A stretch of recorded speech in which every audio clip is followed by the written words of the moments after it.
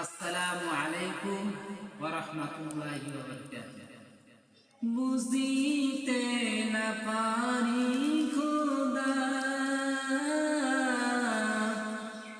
মহিমা সে তোমার,